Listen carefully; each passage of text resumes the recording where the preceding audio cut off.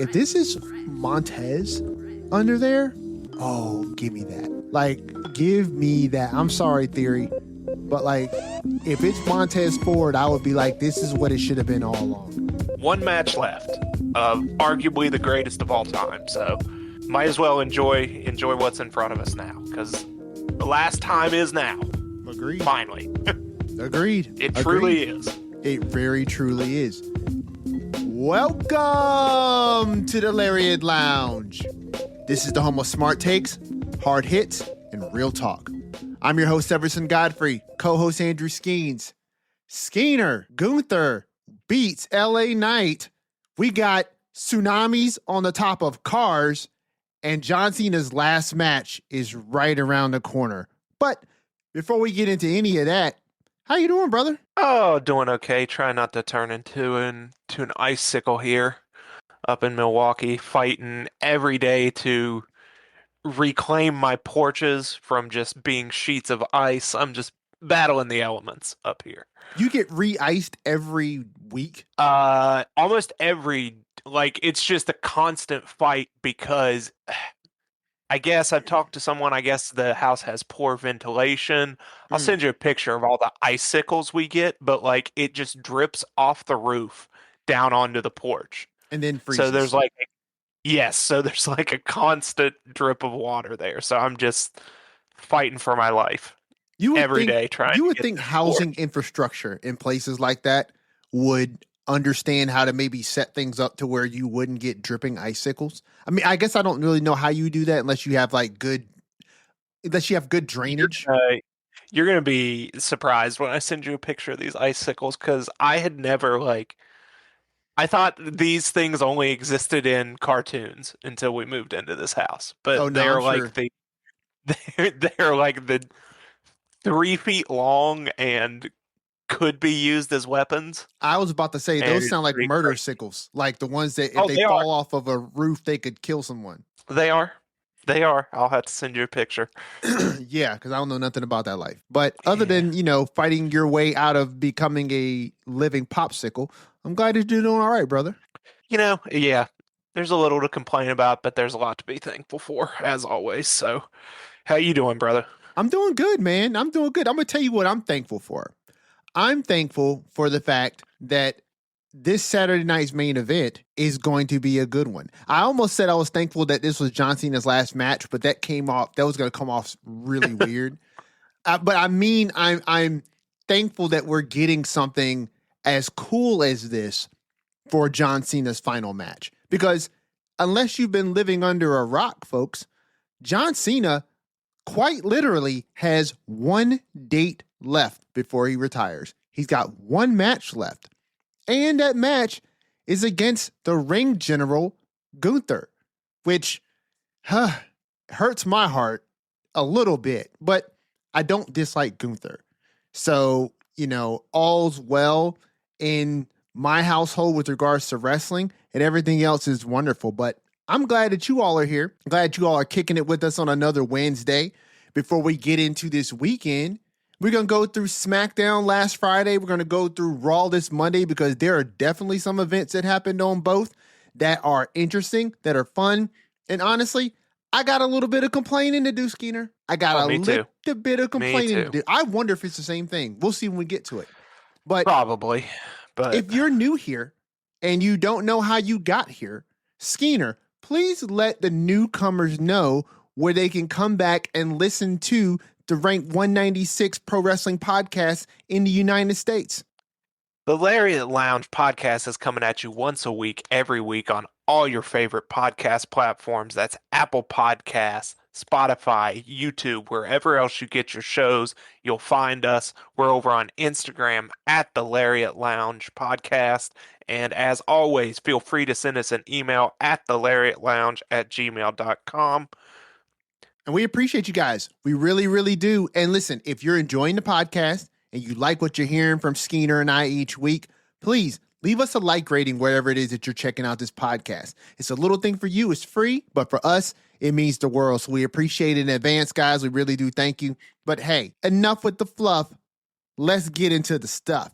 I am going to, we got a little bit of fluff, Just Oh, a little bit of fluff left. And I'm going to send a big shout out to our guy, Gage Johnson. He's going to get okay. a shout out on the Instagram soon as well. He sent me his Spotify Wrapped.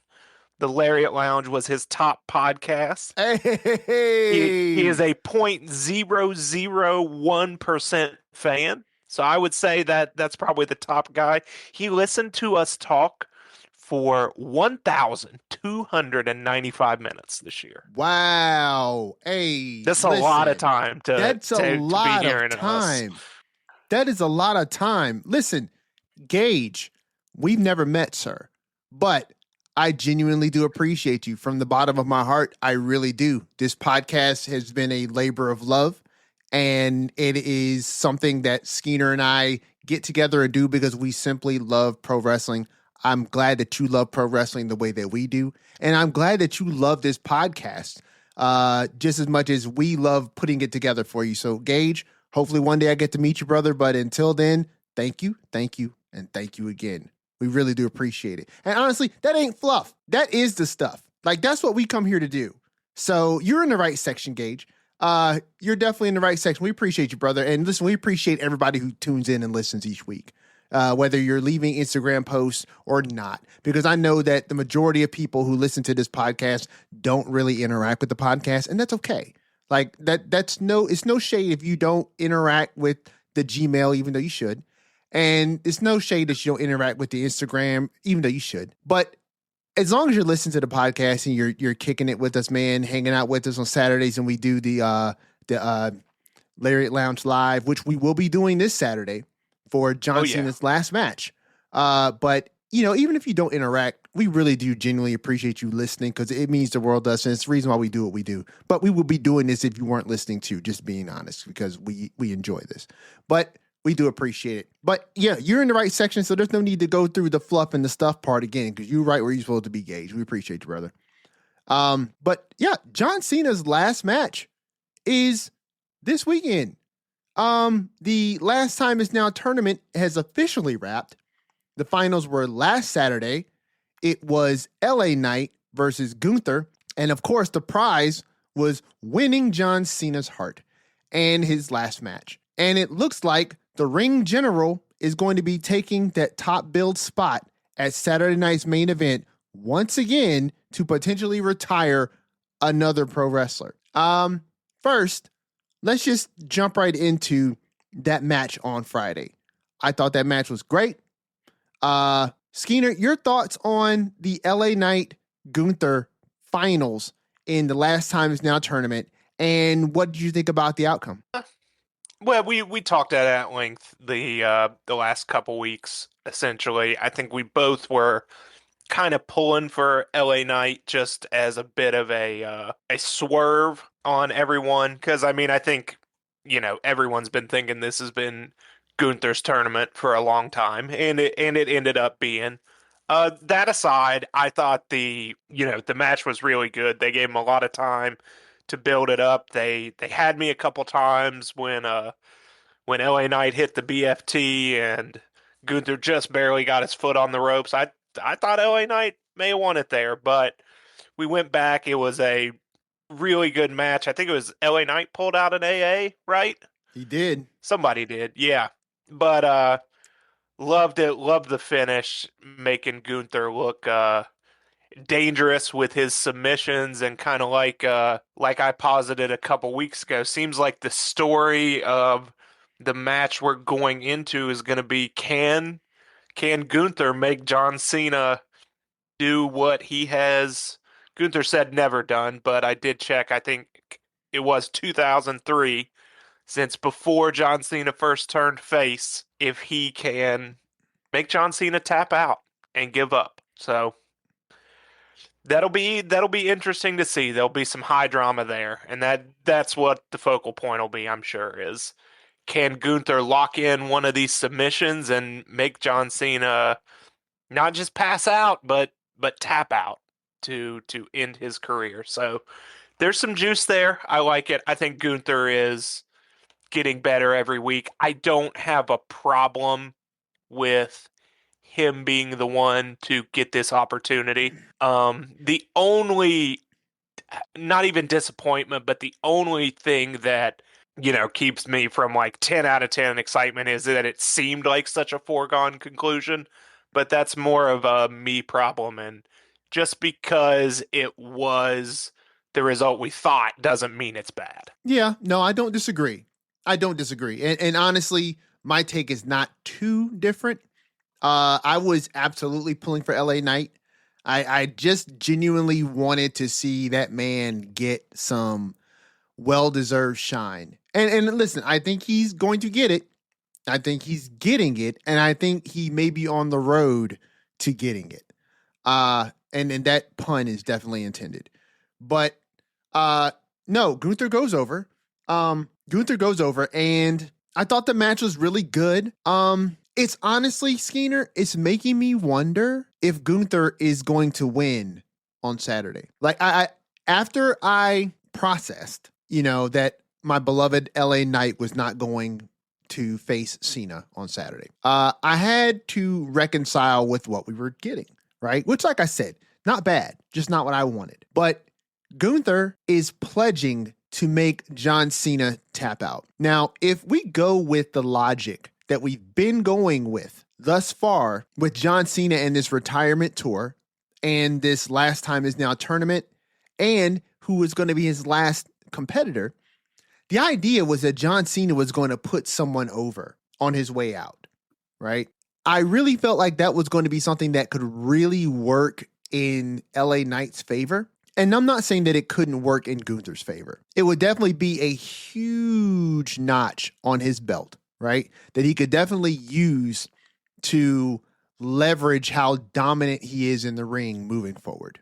But the idea that he is pledging to make John Cena give up makes me wonder if John Cena is going to lay that mantra down as he retires. Which I think is, now that I sit here and think about it, going this way, if you're, as WWE, if you're set on it being Gunther as his opponent, I think that pledge brings back some of the intrigue. Because I think it would be easy to, or not necessarily intrigue, but kind of uncertainty in the result. Because if Gunther's not going for the tap out, you can very easily or more easily see Gunther beating John Cena by pinfall. Sure. But what you're going to go into, I'm sure, brings back the, is this going to happen to it? I think it's much more debatable whether we're going to see John Cena give up his 22-year streak of not giving up, essentially. But I'll let you talk about that. Well, and that's kind of what I mean, right? Yeah. Is when you look at it from that perspective, it makes me wonder if John Cena is going to lose. And it honestly makes me not want him to lose. Like Gunther, like we stated before, Gunther's bulletproof, man. And taking a loss to John Cena in his last match is not going to derail Gunther in the least. And none of this is really going to matter in the professional life of John Cena as a wrestler because it ends Saturday. But I guess I just wonder if you put 22 years behind hustle, loyalty, and respect and never giving up to have your last match be the match that not only do you leave professional wrestling, but you also give up. Like and then Gunther gets to lean in on tarnishing the legacy of John Cena every time he brings it up. I don't know. Like it makes me wonder if WWE is going to go through with that. And I'm almost leaning toward the idea that they may not. And I agree. Yeah, I'm not sure either, but I think, as I sit here and I didn't plan on saying this or anything, not that I plan on saying much before we get in here, but hearing you lay it out and thinking about it, I'm like, okay, this at least brings some investment from some people that may have not been invested. Sure. One way or another, whether you think, it gets you, even the fans that want to be quote unquote smart, I think this gets you invested, and I don't think that's an accident that there's an angle is like, do you want to see John Cena, the character, give up? And now everyone has some sort of investment in this result and a rooting interest. And when it gets down to, the moments I always think in matches, like when that pinfall is happening or when that guy or girl is in that submission and you really get lost in it and feel some type of way like, man, I hope this is it, or man, I hope this doesn't happen. That's when wrestling can be at its best. And I think we'll have a few of those moments on Saturday. And I think they're finding a way to get there, even if you don't love the matchup. Yeah. No, I don't disagree. And from what I hear, Saturday night's main event this Saturday is going to be what, 3 hours? Is it? I have no Like idea. I heard it's going to be, because normally it's like 2 hours, right? But I heard that this one's going to be 3 hours. And if that's the case, I think they're probably going to give this match a decent amount of time. Particularly because you have a 4-match card on a 3-hour card. So they're going to get some significant time here. I had not heard that, but if it is, lots of pizza for us to eat. Yeah, absolutely. There's plenty of time to get it all down. But yeah, no, I think they're probably, they do 3 hours, which is what I heard. Then they're going to get time, and they're going to get time to tell a really good story here. I don't think this is going to be a match that has any type of shenanigans or, as some people would like to call it, tomfoolery. And it's just going to be a straight up match between Cena and Gunther. And I just don't know if I am invested anymore in the idea that John Cena is going to lose his match. And I don't think Gunther loses anything by taking the L here.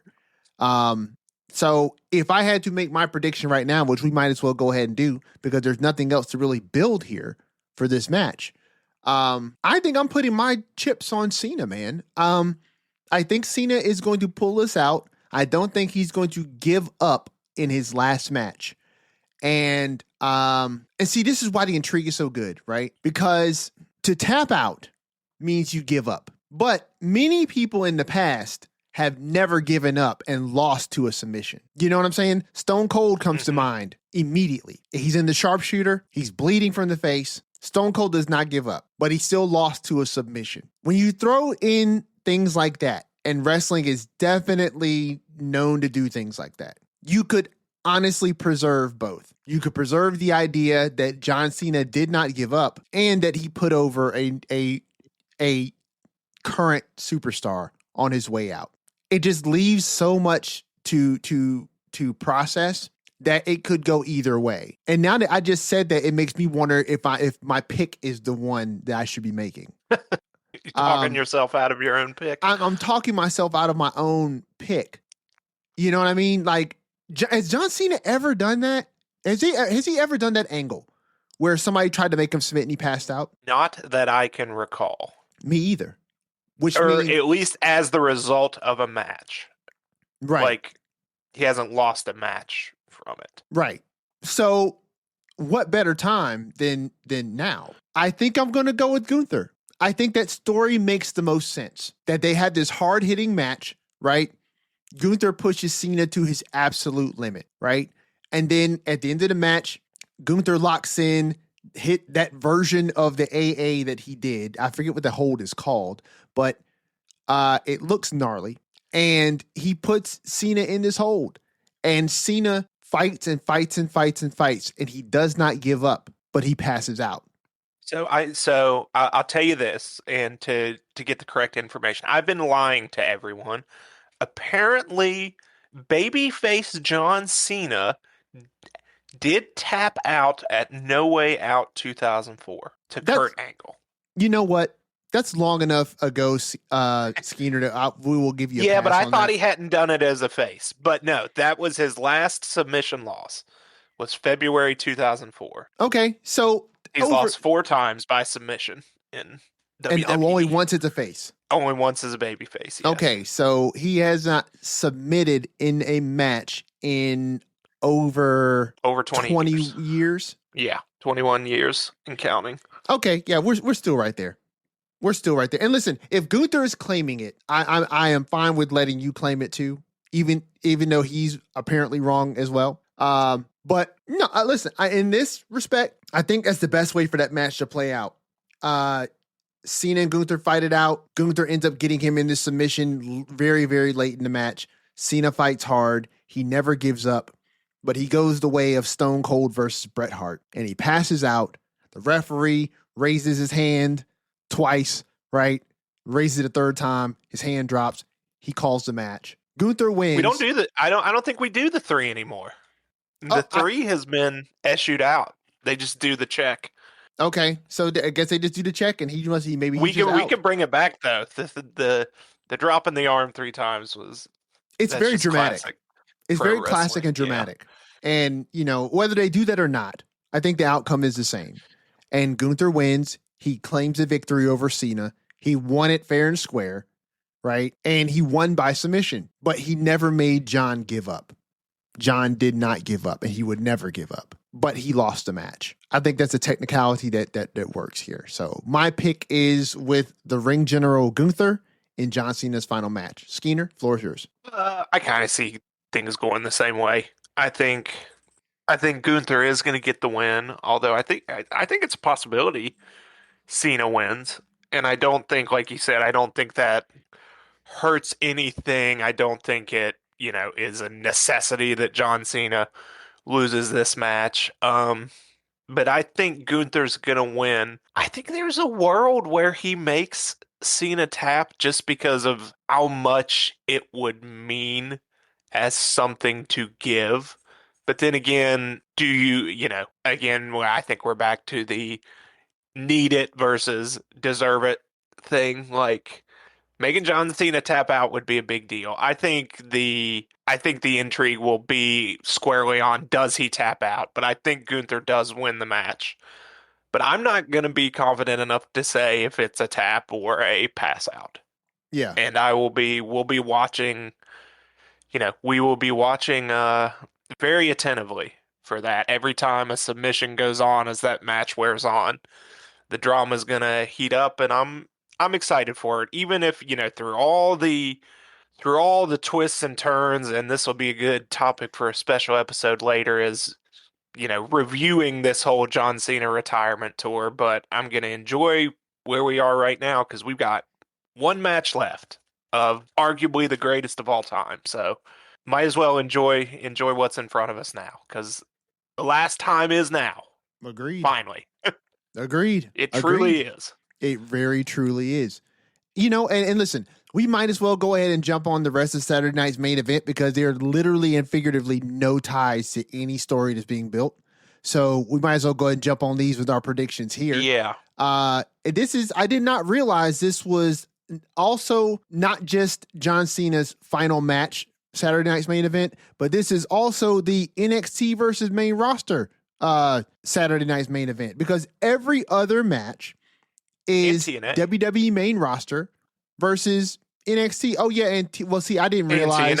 I didn't realize that Leon Slater was TNA, X Division champion. I didn't even realize that. That shows how little I actually watch of TNA. But so we got. I'm not watching TNA, but I'm thinking about starting. And they're got this new TV deal coming, and I've always liked it when I've watched it, and kind of a different flavor. Maybe nice once in a while. I think I'm going to try it out. What network is it on? They're going to get on AMC, right? That's okay. So AMC is going to require, if they're on AMC, that's going to require another subscription, which I'm not doing. So, and they're not tied to WWE in that you are way. Correct. So on January 15th, AMC Thursdays 9 to 11, and also available on AMC Plus. Yep. And see, because they're not tied to WWE directly, you're not going to be able to throw your VPN on, you know what I'm saying, and pull them up through Netflix for their live events, for their I don't know if they call them live events, but whatever their premium events they probably go pay-per-views. We're not going to be able to, no, I much respect to Nick Nemeth and the boys. But I am absolutely positively unequivocally not getting another subscription service. And look, that's a conversation for another day off air. I am so sick and tired of how the freaking streaming has become worse than cable. It's become worse than cable ever was. And there are so many different streaming services, and I feel like this is all done on purpose. And each one of these companies goes to a different market and a different streaming service to stretch us out money-wise over everything. Why in the hell is WWE on Netflix, also on Peacock, also on ESPN Plus? That's ridiculous. Well, it is. Hopefully we can get rid of Peacock here soon.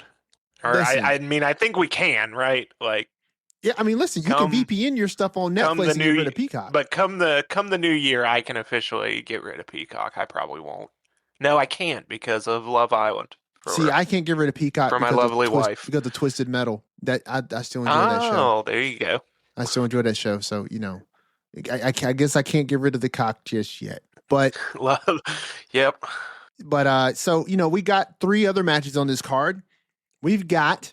Let's start on the right side of this page here. So we've got the Bayley battling the Bayley. We've got Bayley battling Sol Ruca in a random match that was just randomly thrown together for Saturday night's main event. I'm not mad at it because I enjoy all the parties involved. I genuinely enjoy Sol Ruca. I genuinely enjoy Bayley. Why we're getting this match? No clue. I did wonder why Bayley was the one chosen after I had heard, okay, it's Cody Rhodes versus Obafemi. Yep. Okay, we're going to go Cody Rhodes. We're obviously going to have, no disrespect to Bayley, but you're going to have, Rhea or Jade or someone else, but is what it is. No, I mean, listen, there's no rhyme or reason for any of this. The only thing that had any type of possible build, really, was Cody Rhodes, and that happened an episode. Yeah, they had one segment. I get it though. At least like Cody, you can be like, "Hey, he's the champ. He's the top dog." Well, he wasn't when they made this. He in fact, Ricky Saints was the champ when he first threw this down. Yeah, but he did say that was on SmackDown, right? I believe so. They did a little backstage segment. He said, and the winner, hey, your match just isn't for the title. It's the winner's going to face me. Yeah, and listen, that's what I mean. Listen, I'm not mad at the card. I'm not mad at the card. I hate these throwaway matches, but they kind of are, and not in a bad way because the matches are going to be good. Showcase matches. That's the term. You know what? That's a better term. Thank you. That's a better term. These are showcase what WWE's matches. using. So yeah. So they're just showcasing talent, and that's fine. I don't have any problem with that. But because these matches really don't have any build, there really isn't a whole lot to discuss with regards to like winners and losers who are predictions and who we think are going to win. So I'm going to rapid fire these things because there's a lot to talk about with SmackDown and a whole lot to talk about with Raw. But let's talk Bayley and Sol Ruca. Who you got, man? Who you got in this match between Bayley and NXT Sol Ruca? I think Sol Ruca is going to win. And I think that's maybe why, again, no disrespect, why Bayley's in this match. Because they're not going to beat their champion. And, Sol Ruca, again, we've talked about it, star in the making. So get her in front of a bigger audience and get her a win in front of them. Yeah, I could see Sol Ruca going over here. And listen, I think because I believe her and who was she tagging with? Zarya. I don't think they're the because we had her anymore, I don't believe so. Okay, but we had Sol on SmackDown a few times. And we have. Now, she's not a tag champ anymore with Zarya. Now, I don't think she's the speed champion anymore either. Who knows? I don't think she is. I don't think she's holding a belt at all right now, which means I think Sol Ruca is probably arriving on the main roster imminently. Definitely in early 2026. I think she's definitely primed. She's ready. And listen, with her moveset and the way that she operates, she knows what she's doing in the ring. You put her in front of people on the main roster now before you risk her getting injured in NXT and not being able to make that jump. So at least not jump the way that they want her to. So, and honestly, Soul Snatcher is probably one of the most breathtaking moves to watch. So get her in front of more people. And you're going to need people to either wrestle with, beat, or feed to Stephanie Vaquer. So call up Sol Ruca. I think she goes over Bayley as well. The next match is the World Tag Team Champions AJ Styles and Dragon Lee versus Javon Evans and TNA's Leon Slater, which I know Very little about. But actually, very little. I mean, I know nothing aside from his picture that I've seen right now. It's the first time I've ever laid eyes on this guy. But it's going to be a great match. It looks everybody in the ring, I'm sure, is probably uber talented. I know definitely about Dragon Lee and AJ Styles, and we've seen Javon Evans on our There's going to TV quite be a bit. jumping and flipping and a lot of that. Okay, so Leon is as bouncy as Javon. That boy I wouldn't bouncy. say as bouncy, but same flavor here. Okay. So yeah, there's gonna be a lot. It's crazy to see a match where the person who is going to fly the least is AJ Styles. Yeah, I know. Yeah. That's it's kind of wild to say. But look, AJ's how in old here. we are. And listen, AJ's in here doing his shepherd work, shepherding in the new talent. He's the senior statesman in this match. Yeah. So I think right now on this tag match, I don't think that you have the tag team champions lose here. Not in this showcase match, particularly not with a TNA superstar who has a title. This is a safe space for him to lose a match because it's a tag match. And you probably have Javon Evans take the pin. So in this bout, I think I'm going to go with the World Tag Team Champions AJ Styles and Dragon Lee to win this one. I think it's going to be a really great match. It's probably going to go right in the middle of the card. So yeah, I'm going with the World Tag Team Champs. Skeena? Same. It'll be really fun to watch live. I think at some point we'll look back as we near AJ Styles' retirement and be like, has he just won like 60 matches in a row? I think we're well on the way to that because he's just going to wrestle these matches and have fun and just win them all, I think. So, yeah. Yeah, that'll be interesting. That'll be interesting thing to kind of play with on his little road to retirement is how many dubs is he going to rack up on his way out? Because he ain't losing. Yeah, currently he is not losing. So, but then again, they got to drop them tag team titles at some point, which means he's going to take an L. It won't be a singles L, but if that's the case, then do we count his non-singles wins? I mean, if we're counting those, which I think we do, he's going to have to take an L to lose them titles because I don't think he's going to retire with them, and I don't think his last match is going to be hasn't lost match. yet. So very true. We'll figure it out when we get there. Very true. The other really short notice match that we got is actually one that I am excited that we're getting, definitely, because Obafemi is freaking awesome. Mm-hmm. And to see him go head to head against Cody Rhodes is going to be it's going to be a really good match. Like, there's no doubt in my mind that Obafemi is going to be on the main roster, I think, within the next year. Like, he is primed and ready, and all he needs to do is go on a decent little NXT champion run on his second go around as a champion and drop the belt to someone, and then he'll be immediately on the main roster because the dude he's ready. He's absolutely ready. This match, as far as the champion is the winner is concerned, because it's champion versus champion, but the championship is not on the table. I don't know, man. I think I'm going to make the pick of Obafemi. I don't think he's going to win, but I would like to see him win because I don't see any reason why you'd make him lose unless you get some shenanigans. You can get some shenanigans in this match because Cody has recently been feuding with Drew. Always the Drew factor. You know what I'm saying? Drew loves a good Saturday night's main event appearance. He really does. He really does. That's his show. It's starting to become his thing. Event. Yeah. Mr. Saturday Night. So, I could see some interference by Drew that either causes this match to be a no contest or causes Cody to lose the match.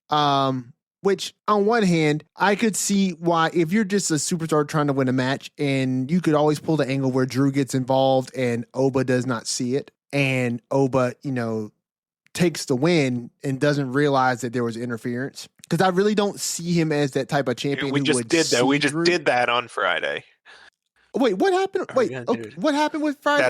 That's the U.S. Open Challenge finish. Oh, remember? Yeah. That did happen with the Tommaso Ciampa.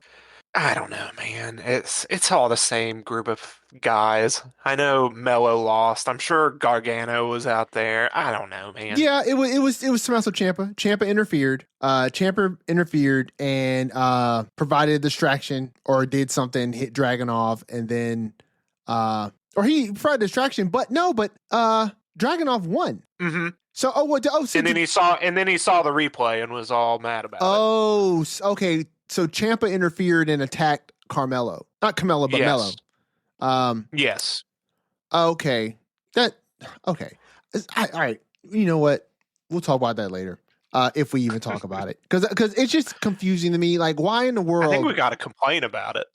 It's we one can. of the things I want to complain we can about. add it on we'll talk about it because it'll be on our list of things to complain about because I didn't have it on my list, but it's definitely something I can complain about because it don't make no daggone sense. But there's a lot of stuff that has happened recently that doesn't make any damn sense. And we'll get to that because we're about done with, this card here for Saturday night's main event. So Cody Rhodes is going to win. I just don't see any way Cody Rhodes is taking an L here.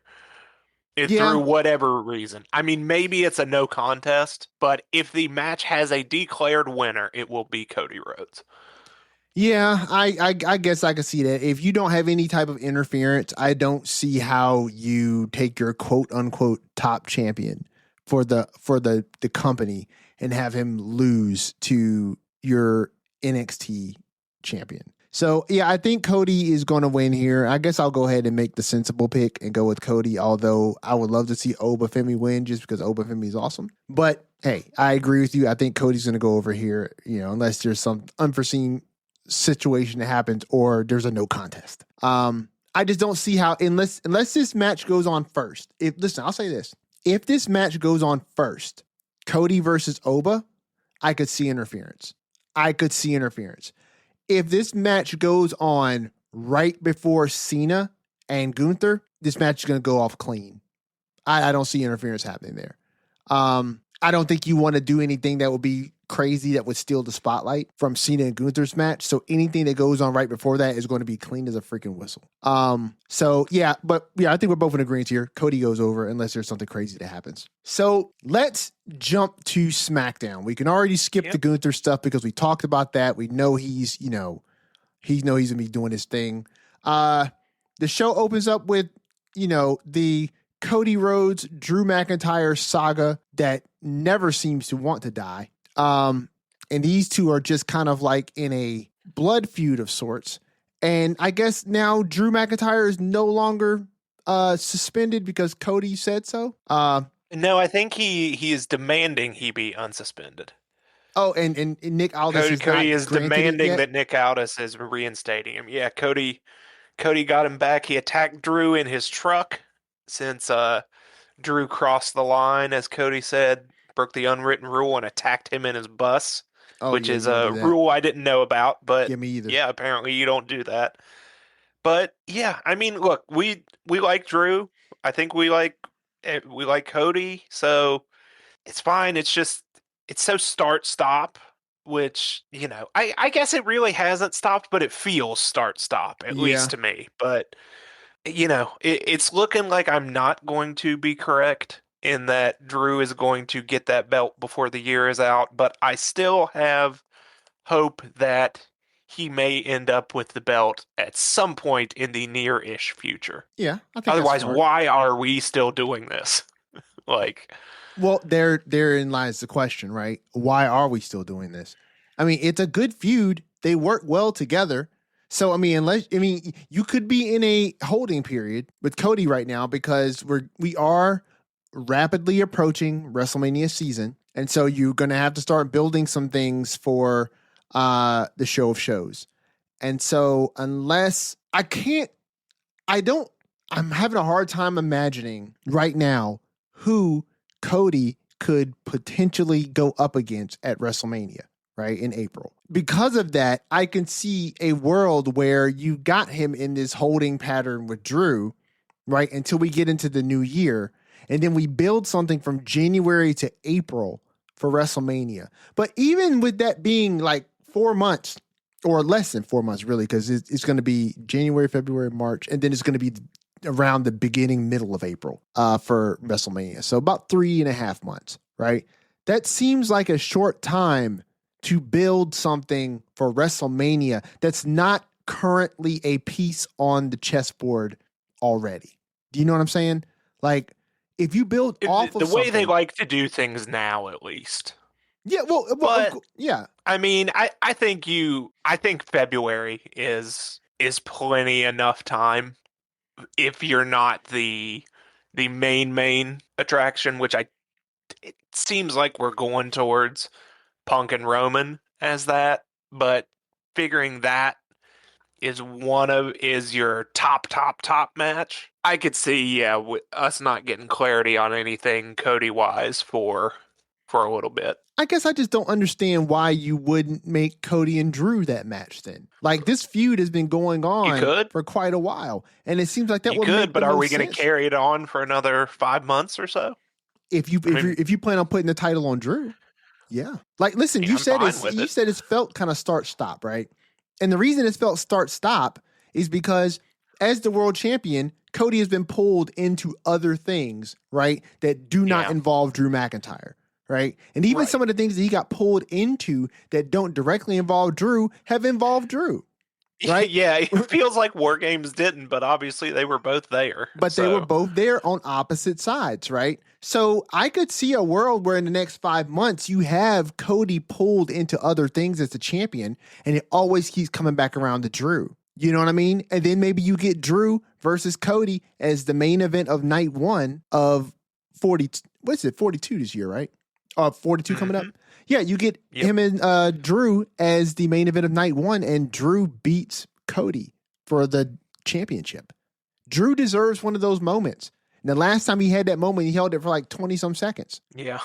You know what I mean? So it's like he deserves one of those moments. And his feud has been ongoing, but it's been good the entire time. And I could definitely see a world where, hey, listen, we've been going this long. We might as well extend it. So if that's the plan, WWE, then I am all on board with this feud continuing as it's been going, because we're going somewhere great with it. And even if it's not, this is a good feud. It just, at this time of the year, 'tis the season to speculate about what happens when we officially get on that road to WrestleMania. So absolutely, WWE, I am thinking ahead right now, because I'm not necessarily trying to predict your card for prediction's sake. But as someone who is genuinely invested in the stories and genuinely invested in what it is that your product is, I'm genuinely curious as to where we're going, what we're going to see at the Royal Rumble, at Elimination Chamber, and at WrestleMania. So, and then we're probably going to have some Saturday night's main events peppered in there as well. So, There's one in January, right? The one in Canada. Oh yeah, it is. That's right. That's right. So yeah, I'm just genuinely interested to see what happens there. We go past that interaction there between the two of them to what we were talking about before, which is our first point of contention here, which was the United States Open Challenge, which was Ilya Dragunov versus Carmelo Hayes. Again, we have already run out of opponents, so we're doing this one again. Yeah. Oh, they did. He did fight Ilya for the. He did. Yeah, unless I'm making that up. I mean, it may just feel like that, but I thought he did. I mean, he has been pursuing it for a while. He was pursuing it when he was with Mellow Don't Miz, which is still a god awful name. And I think he did challenge for it because he was going head to head with the Miz. I guess I lied. This is his first time. Ilya's matches have been, he beat Sami Zayn, and he's beaten Aleister Black, Nathan Frazier, Johnny Gargano, Axiom, JD McDonough, and now Carmelo Hayes. So I lied, but I could have sworn I've seen this before, but I think that's just a symptom of the larger problem here. You know what? Now that you mentioned, it's just guys coming out. Well, and here's the thing: this is what I was getting to, right? Gonna beat him. Gonna beat him. Well, here's the thing: this is what I was getting to, right? Is that my issue with this? Once you read that list, is not that they're not going to beat Ilya because they can't. They're not going to beat Ilya because this is the U.S. Open Challenge. And you're not going to just have your champion just drop the belt on a random night, even though to any of those guys. Even though that's what the U.S. Open Challenge is supposed to be setting up, is the fact that your U.S. champion is opening the door to anybody who wants to challenge for it. Now, yes, I understand one could postulate that, that just means that you could have anybody. You could have what's his name? The guy who runs around with Otis, Tozawa. That Tozawa could come out and challenge, right? But that's not what you're getting. What you're getting are quality wrestlers who any of them could be the United States champion. I'm sorry. If Ilya Dragunov was not the U.S. champion, he would be somebody else who was vying for the U.S. Open Challenge. That's literally how he got it. So, yeah. You know what I'm saying? That's what bothers me about the U.S. Open Challenge. It's not that these people aren't capable of beating Ilya Dragunov. It's that they're not going to beat the U.S. Open Challenge. That's the thing. It's a bunch of people they have not done a great job of making me care about. Well, and listen, especially they didn't do a good job about winning this title. Listen, they didn't do a good job of making you care about the champion that has it. Nope. And I think that's the thing, right? I think all the things that you're saying are absolutely true, but I think they're symptoms of the cold. The cold is the U.S. Open Challenge. That when you set the U.S. Open Challenge up, it's not actually an open challenge. It's actually an exhibition for the champion. And that the rules are the champion does not lose until it's designated that the champion is going to lose, right? And granted, that's with anything in professional wrestling because we understand that they're not in the ring actually competing for victories, right? Totally understand that. But when you're doing a concept where the title is on the line every match, it never makes it feel like the stakes are high. It never makes it feel like the stakes are high because you know that this guy is not going to lose the championship on a random night. I mean, until he does, right? I didn't think Sami Zayn was going to lose to Ilya Dragunov until he did, right? So I can see both sides of that. It works better for John Cena because it's John Cena. And it would work for, the Cody Rhodes U.S. Open Challenge if there was, but it doesn't work for these characters that don't have this equity because it's like, you're right. We haven't been made to care about the champion. We haven't been made to care about the championship or the contenders. It's just another thing that happens every week. And I'm sure it's great for the people in attendance and also folks that are just, if you're more about the bell to bell, I'm sure it's great. But as someone who wants a little, that prefers the story aspects of this form of entertainment, it's lacking for me. That's for sure. This is the reason why I genuinely feel like professional wrestling should utilize some sort of win-loss records, right? Because this thing, the U.S. Open Challenge, you could essentially remove the label of that and put that on any championship on the card, any championship that the company owns, right? With varying layers of competition to get that number one contender spot, right? I'm thinking about the not U.S. Open Challenge, but the Last Time Is Now tournament, right? We just went through this whole bracket of people who competed to win the opportunity to face John Cena. Now, do we need to do that with every single belt? Absolutely not. We'd be here forever. But I think you could do something where, let's say Carmelo Hayes won his last 2 televised matches, right? Instead of doing the arbitrary thing where it's like, hey, I was in a match against your champion and I pinned him, so doesn't that put me next in line? No, it shouldn't. That's a stupid rule. But, that's what they go with, right? But if you're never in a match against a champion, then you never get that shot. And that's why you have something dumb like the U.S. Open Challenge. What they should do, if you don't want to really count rankings, right? If you really don't want to count wins and losses, you could do, like, let's say Carmelo Hayes won his last 2 televised matches, right? Let's say you take another wrestler. And I'm just throwing somebody out right now. Let's say it's Johnny Gargano, right? Let's say he won his last 2 televised matches, right? If you won 2 matches in a row, you get to compete against each other. And the winner of that match gets to compete against Ilya Dragunov for the United States Championship. You know what I'm saying? Like, it could be that simple.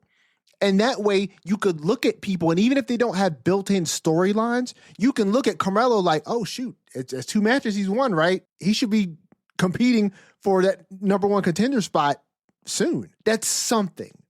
You know what I'm saying?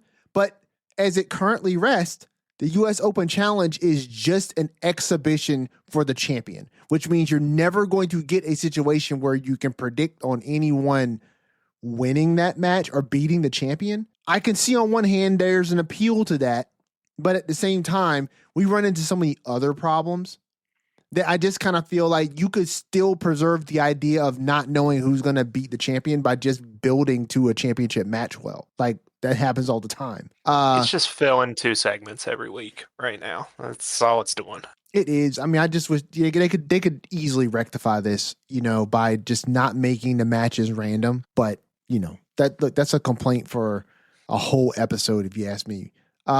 Okay, so let's see what was next. Alexa Bliss defeats Kairi Sane. So what even happened here? Like, did I just fall asleep during this match? Because I don't even remember this happening. I mean, it happened. It's just I don't understand why it happened or needed to happen.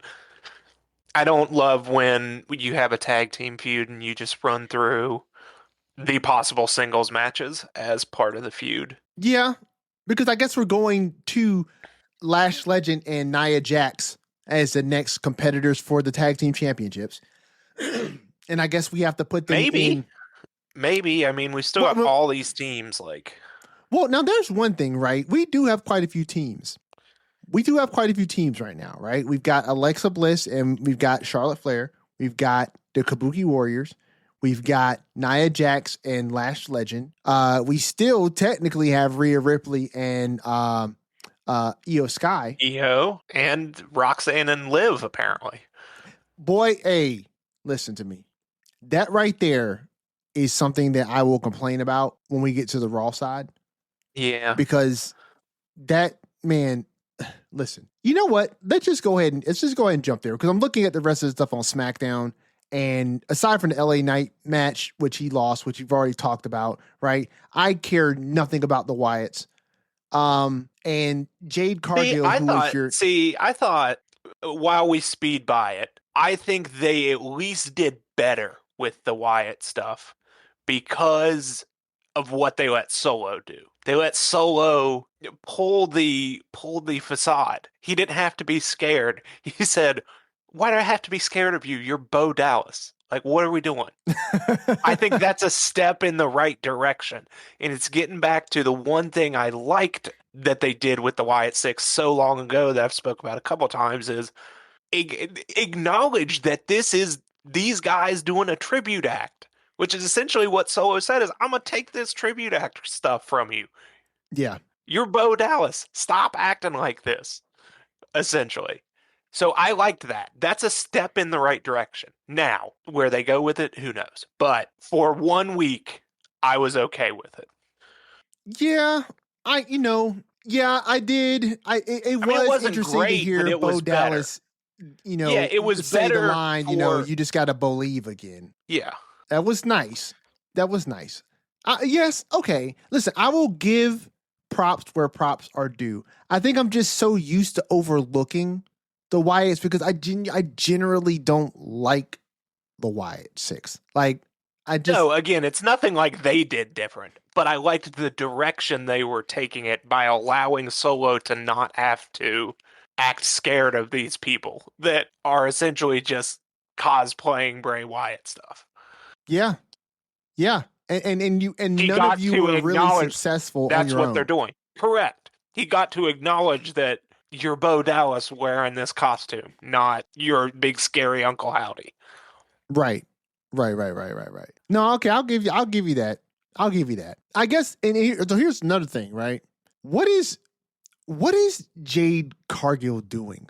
Like, beating up on the lower card because she has no one else to beat up on right now, I guess.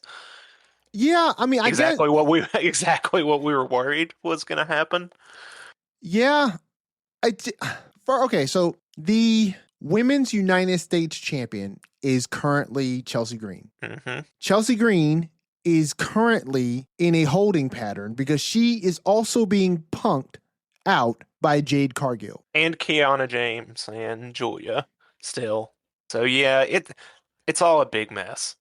The women's division for the SmackDown Women's Championships is kind of a mess.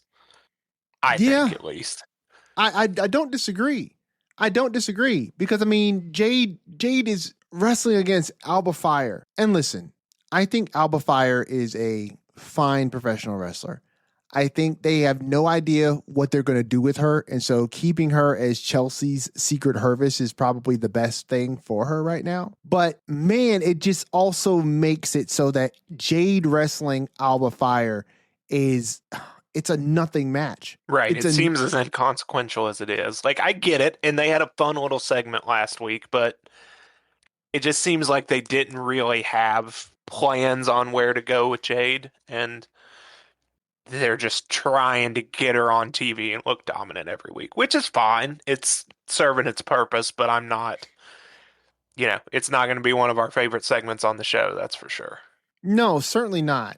It's certainly not. And it just, it blows my mind how, it's crazy to say this, but it blows my mind right now how little the WWE Women's Championship means right now. Like it feels like it means literally. It doesn't seem like anyone's caring to challenge for it. So no, it's like even the girls who are in the feuds right now with Jade have never mentioned trying to take that title off of her. Not one of them. Aside from like Mia Yim and B-Fab somewhat, and we're not going to take that seriously. I mean, did one of them say that they were going to beat her for the championship? I don't know. I assume they did. I don't think they did. Man, I think the only thing I've heard them talk about is her storming around here like she owns the place. And I'm just like, I mean, you're probably right. They're not doing a good job with it. No, they're not. You are in a storyline with the WWE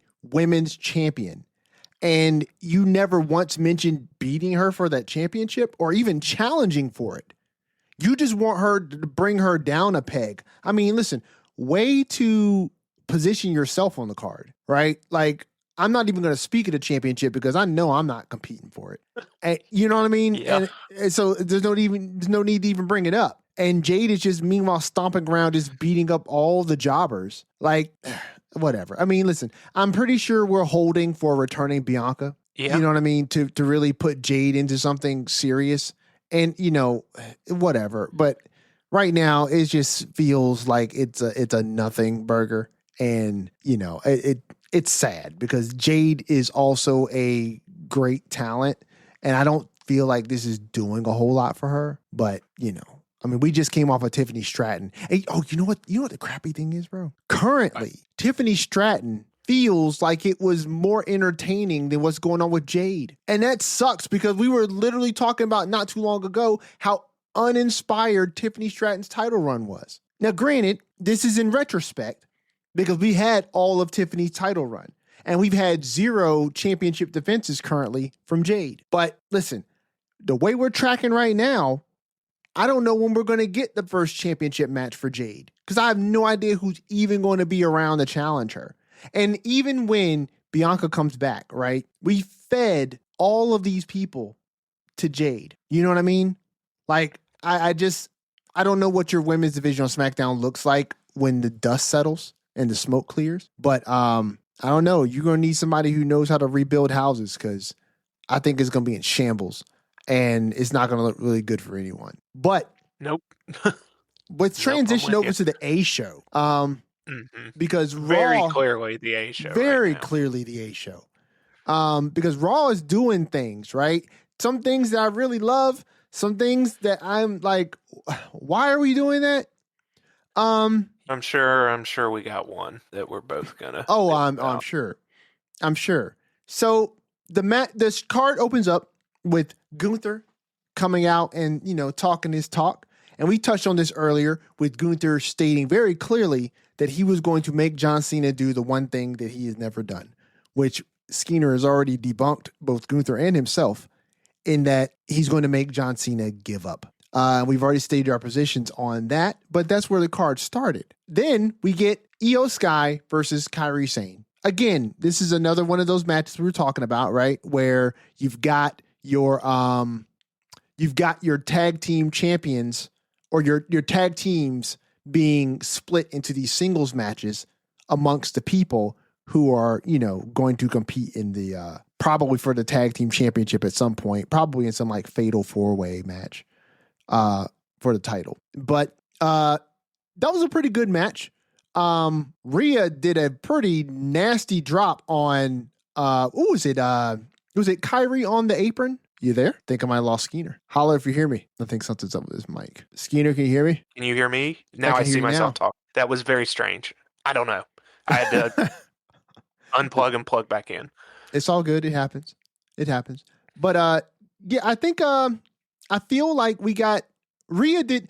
Who was it that Rhea dropped on the apron? Was that Io? Was that not Io, but was that Kyrie or was that Asuka? I'm remembering. I don't necessarily remember. I remember Io hit a German on the ring apron. That might have been what it was. But I don't remember exactly. Maybe that's all I remember, to be honest. Well, I mean, Io went over. She beat Kyrie in this match, yes. Right?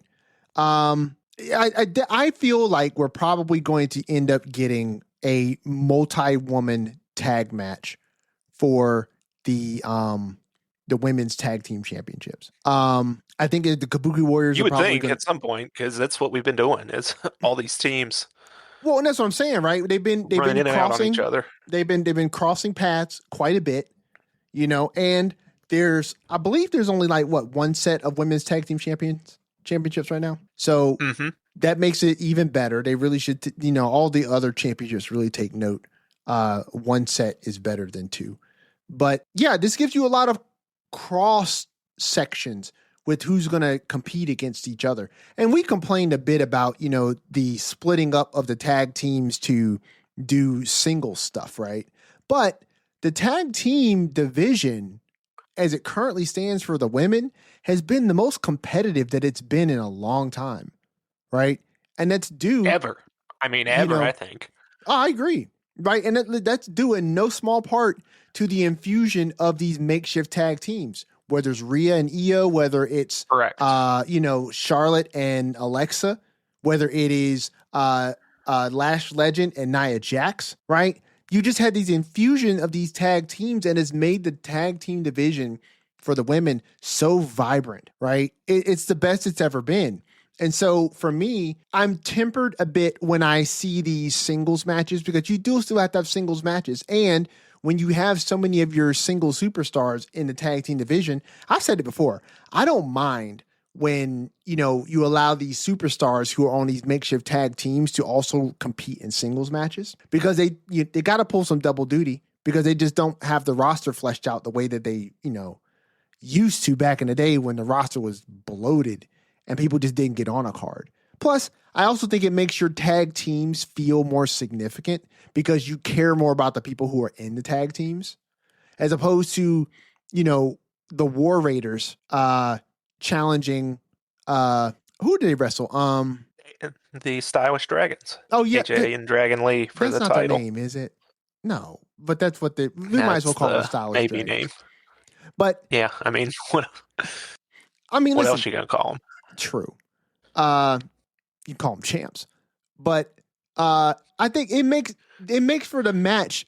It makes the match way more intriguing than War Raiders versus Stylish Dragons, because when they said they were going to give AJ Styles and Dragon Lee said they were going to give the championship match to someone who was deserving, and then the War Raiders were brought up, I said, why?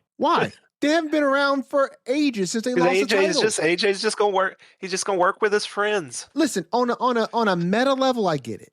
This is the new clique. I get it. Listen, on a meta level, I understand. He was cosplaying the NWO with the Bullet Club in Japan, and now he's just going full thing. Yeah, when he's on his retirement tour, he's taking gonna work with his friends. Cues.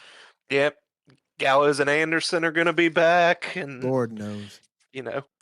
I mean, listen, just gonna work with all his boys. Listen, no, I'm joking, obviously, but no, but listen, I hear you on a like I said, on a meta level, I get it, right? You get to call your shots, and you get to set up the matches that you want. It's also something that you're able to do when the tag team division is less consequential. Yeah. And Right. to be honest, I like the War Raiders, and this was a fine match, but it is weird that like they just came back out of nowhere. Well, and get a title shot. But Yeah. but you know what? It's not so weird because the men's tag team division has been inconsequential. Like it genuinely has.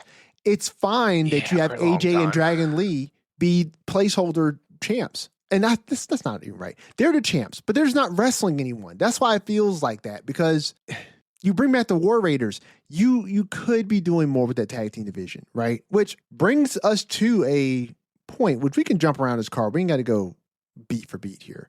But, this brings up the Stylish Dragons and beating the War Raiders, right? And then here come the Usos. Yeah, so we had New Day at ringside, Yes. and they're vying for a shot against AJ and Dragon Lee. They've been campaigning, but yeah, here come the Usos I'll just let you take it, and then then we'll both complain. I mean, look, short and sweet.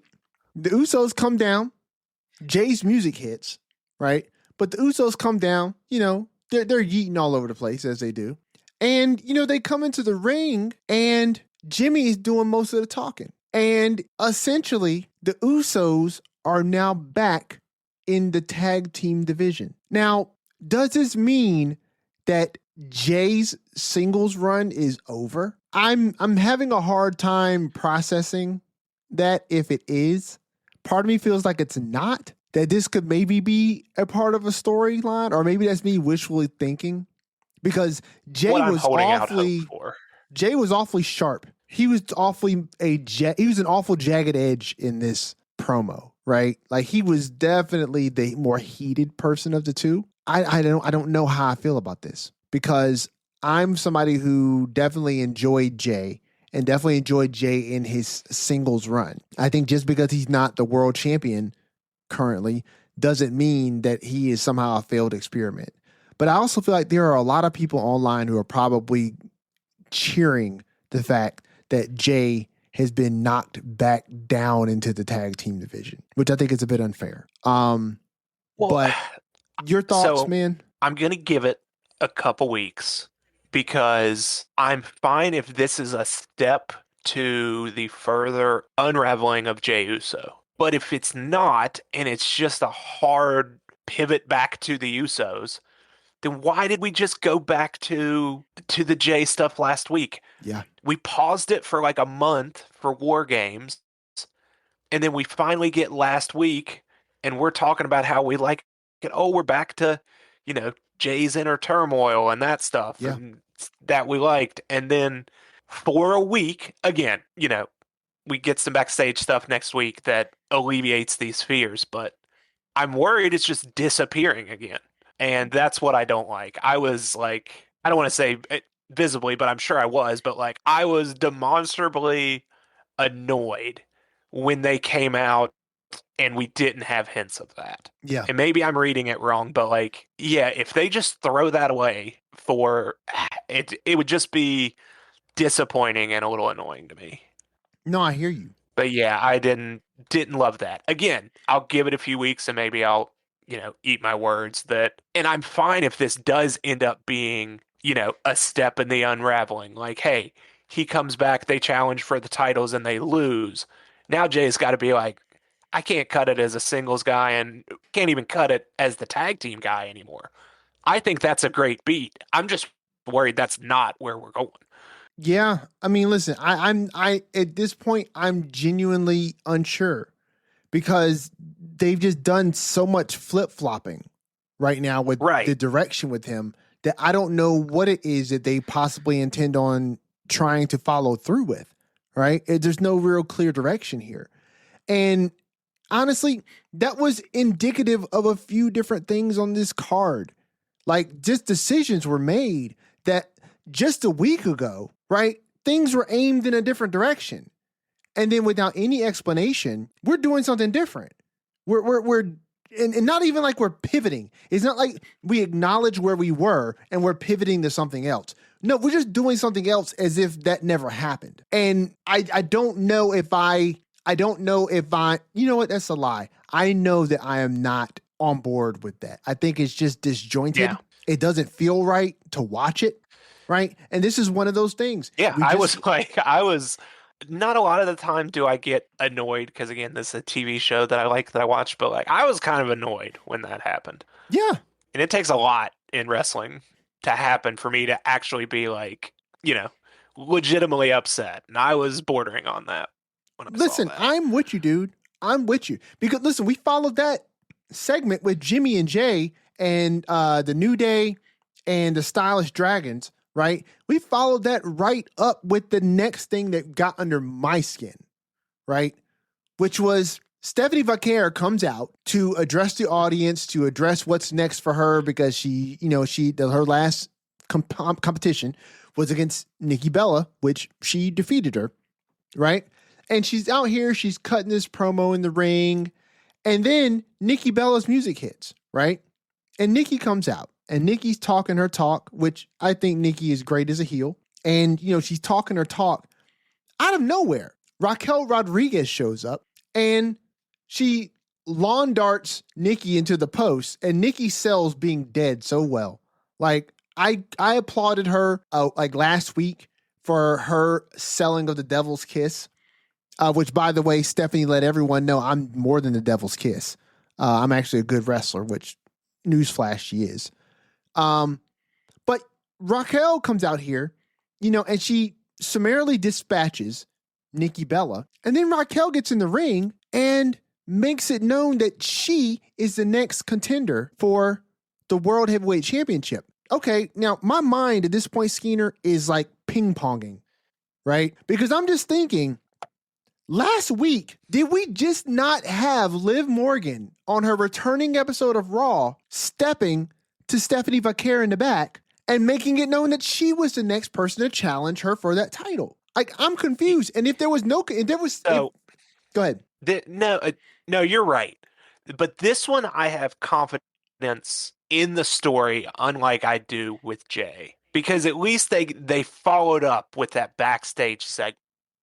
That backstage segment made no sense either. See, I took it as Liv being disingenuous because she's like, Raquel, what are you doing? Like, didn't you tell me about that? And she's like, oh, do I have to run my plans by you? And Liv has to be like, oh, I guess not. Happy for you, friend. But I think I trust in that being, like I said, disingenuous from Liv. And that at some point it's going to boil over with her that the Judgment Day and its members evolved and grew while she was there. And she's not the be-all, end-all anymore. That Raquel doesn't think she has to clear it with her. And Liv thinks she probably should. Now, if that turns out being the case, or not being the case, and that it is seemingly genuine and we're just, doing this weird flip and switch, that will bother me. But this one I have faith with right now. And maybe it's misplaced and maybe it's not, but we'll see. If I didn't have the faith that what I'm hoping happens, I would also be annoyed. So I can see where you're coming from. Well, here's my thing, Skeena, right? It's not that I don't have faith. And having faith or lack of faith in this situation, in my opinion, doesn't have anything to do with why I'm annoyed, right? I'm annoyed because even though I have faith in the fact that this could turn into something good, how we're getting there makes no sense. Like, I hear what you're saying, right? Totally understand that. But the only way this works is if we ignore what happened last week. That's the only way this works, right? That backstage segment to me didn't make it any better. It made it worse, right? Because last week, not only did Liv make her intentions known to Stephanie as she was next in line, at the end of the show, right? The tag team titles were there.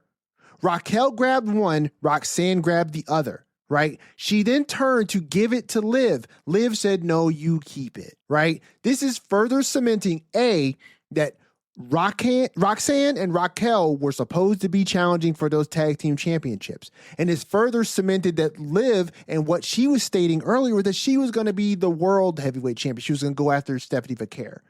Then we get this week, Raquel comes out here and announces herself as the number one contender. Right? Which, by the way, that's all you got to do nowadays is just go announce yourself and that's your position. But she announces herself as the number one contender. You get to the backstage segment, and Liv doesn't even bring up the fact that she already did this last week. She's like, well, you didn't run this by me. And then Raquel's like, I didn't know I had to run this by you. Okay, did you not think that Liv did this last week? Liv, did you forget? Nobody acknowledges this. It's like we just blew past it. And then Liv turns to Roxanne and is like, I guess we're going for the tag team titles then. You mean the one that you just turned around and gave to Roxanne because you weren't going for it? This makes no sense. Raquel, I guess you just abandoned your tag team partner. Y'all were literally on track. Well, I think, so what I'm hoping is that becomes acknowledged. And if it isn't, I'll be annoyed. But I agree. Yeah, it's a little weird the order in which they did this. But I think it does give an opening for there to be conflict that, hey, I thought we had an understanding, and Raquel, now you're the one, thinking you're the big cheese around here going against our seemingly well-laid, agreed-upon plans. Yeah. I mean, look, I hear you. And I genuinely hope that because the New Day has always done pretty good by their stories, right? That this will all play out in a way that is fun, exciting, and will make good on all of the things that you were just saying. But how we're getting there by seemingly overstepping established story beats that we laid out the week before, that's frustrating to me, right? Yeah, with two segments too, with this and with the Jey Uso stuff. Yeah, it's just like what we were saying. It's just they did not make sense. You know what I mean? Like it just did not make sense, and I'm struggling to understand, what sense any of that actually made, right? But I love the Judgment Day, and I love what it is that they do. So I have faith that this will all work out, for the better. I just don't like this segment and how we got here. All the pieces I like, just not how we got there. But let's rewind a bit because we need to touch on and get on track for the most exciting segments of Raw, right? So let's rewind, if you will, back to the backstage segment with Paul Heyman, Braun Breaker, Bronson Reed, and Logan Paul. Logan Paul is professing that he is furious with Rey Mysterio and wanted to know if anybody saw what Rey Mysterio did to him last week. And Breaker and Reed really could look like they could care less. But, they're in a stable together, so, they do stand and say they'll handle it. And Paul and Logan step off to the side.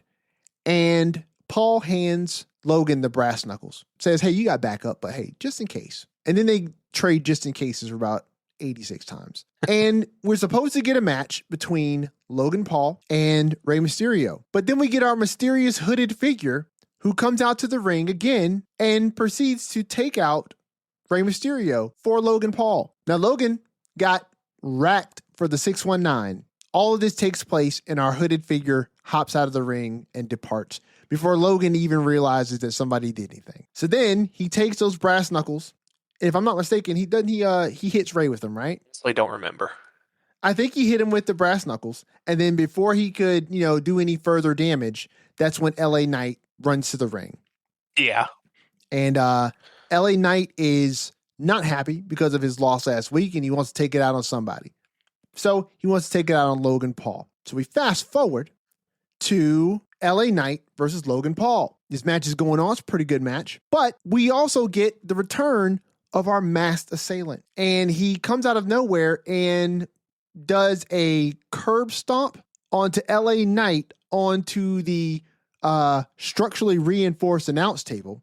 And then I guess Logan Paul wins the match. And then we get Well, the match never started Oh, it because didn't Logan start. attacked Ray while he was making his entrance. Oh, no, no, So, no, no, no, no, no. or wasn't? We're past that. Oh, you're okay. You're on to main event. Yeah, we're past that. So yeah, LA Oh, Knight okay. came out to do the save, and then he wanted to wrestle Logan. So then we fast Oh, forward okay. to Okay. Logan Yeah, Paul and LA sorry. Knight.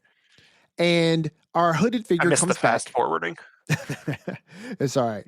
And then Logan Paul, I guess, defeats LA Knight after our hooded figure does a curb stomp on the reinforced announce table. And I can't remember if Logan pulls the brass knucks out here again, but he ends up beating LA Knight, and they cart LA Knight off to the back. And we get our little Triple H signature bug pop up at the end of the show, but Paul's got more to say. So we go to a long commercial We break. had like 10 minutes left. Yeah. When I thought the show was over. Yeah. You go to a commercial break and we come back, and the Vision's in the ring. And Paul tells us to acknowledge our future world heavyweight champion, Braun Breaker. Braun Breaker gets in the ring, cuts another incredible promo. And I was worried when that happened because I'm like, man, they're going to have him do it again. And while it wasn't, while I didn't think it hit the heights of the previous week, I still thought it was awesome. I still don't know how much I love them just having him do this 2 weeks in a row when Punk's not there, but I thought he did as well as he could have, following up last week's pretty much, all-timer. Now he's now now more than last week I saw what you said that his saw his uncle coming out of him. He's calling people crackheads and saying Punk looks like a crackhead and then he's going to take his wife. Yeah. That was pure Scott Steiner, and I love that. I love seeing Big Papa Pump come out. And after he says he's going to take his wife, you see Paul like get to him like, no, don't let's not go that far. Yeah, let's not go that far because you're gonna. And it's tinged, and I'm sure it's not, but like in that moment, what made it better is I'm like, did he just go off script and Paul has to be like, tone that down? But I'm sure he didn't. Yeah, I'm sure that was in all that moment. cleared. I was like, yeah. In that moment, I was like, was he supposed to say that? But yeah, another great one from Braun. I listen. I personally think that this one was just as good as the one last week. I think it doesn't hit the same because last week was unexpected. He pulled that out last week and stepped his game up to another level, and everybody was like, "Holy crap!" Like, yeah, I knew he could work on the microphone, but like, he stepped up and showed that he can compete with the big boys with that one last week. I think this one was just as good. It's just we know he can do that now. It didn't catch us as unexpected, and there is that sophomore scare. Right? Which is like, okay, they gave him the mic again. Is he going to be able to live up to what he did last week? I think he did. Well, yeah, even like regardless, that's an unenviable spot to be put in. Like you just delivered the promo of your life so far last week, and they just said, hey, go out and do it again. Yeah. And regardless of if you hit the same 10 out of 10 heights, the fact that he gave another great one is just indicative of how much of a star he already is. Absolutely. And how ready to be that kind of star that he is. Absolutely. The dude is ready, man. And the promo was like legit. He's passing the tests. Like, you did a great promo last week. That's last week, kid. Go do it again. Yeah.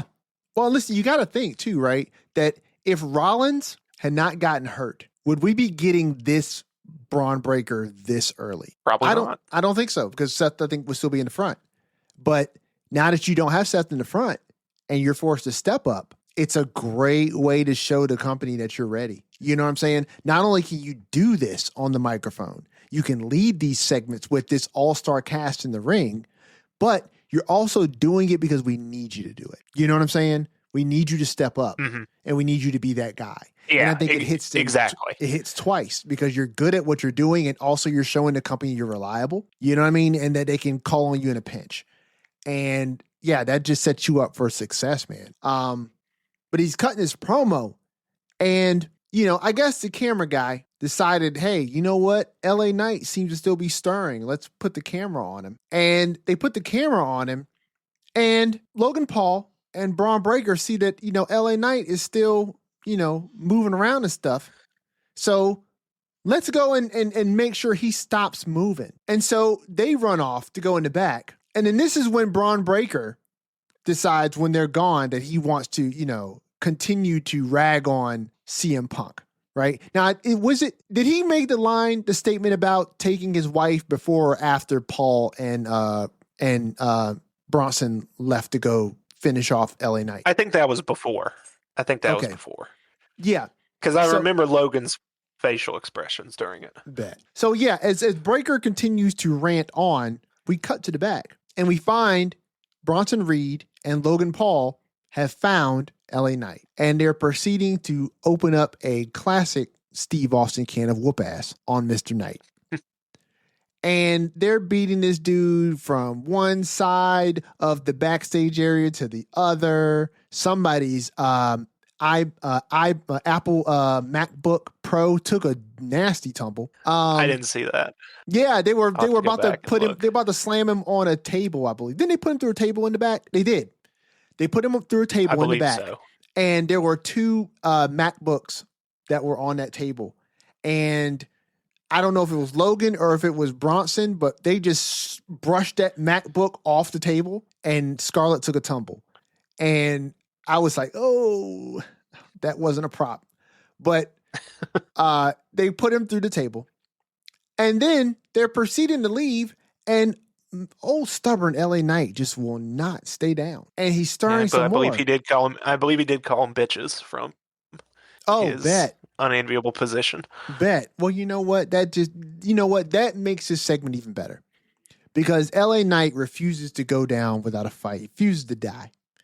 In John Cena terms, he never gives up. And LA Knight gets drugged by Bronson Reed and Logan Paul and put on the roof of somebody's poor hatchback. And then Bronson Reed climbs up on the highest thing that he could find in the back, which happened to be some conveniently placed storage boxes.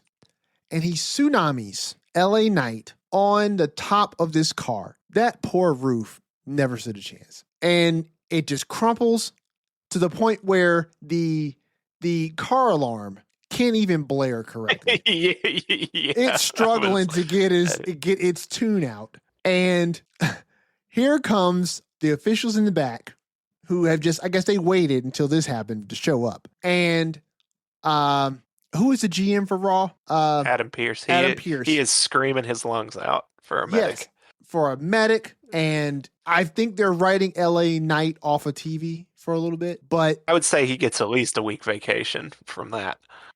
For sure. But this is something that I was hinting at earlier when I was talking about LA Knight and him losing to Gunther, and how I feel like he is currently being put in position to be squarely put in the World Championship title picture. But before I get to that, my speculation, Skeener, your thoughts on this Streets of Rage style beatdown that we got from Bronson Reed and Logan Paul to Mr. Knight. Your thoughts, man. I mean, it was awesome. There's not much more to it. You love seeing stuff like that. And yeah, them doing that to that poor car was kind of great.